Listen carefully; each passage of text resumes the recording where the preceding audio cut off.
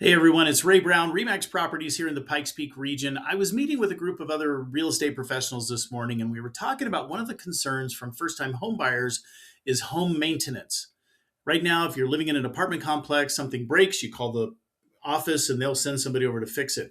And we can set you up the same exact way when something breaks if you own your own home. It's called a home warranty. If we can't get the seller to purchase it for you, you can buy one for yourself. They're usually under 500-600 bucks a year.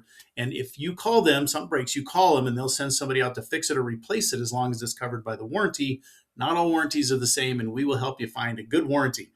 But if you've used us to purchase the home, we don't go away. We come with the house. Something breaks, your roof has a problem, you got a plumbing problem, call us. We will help you find a contractor. So don't let home maintenance be a barrier for you when it comes to purchasing a home. Everybody deserves to own their own home.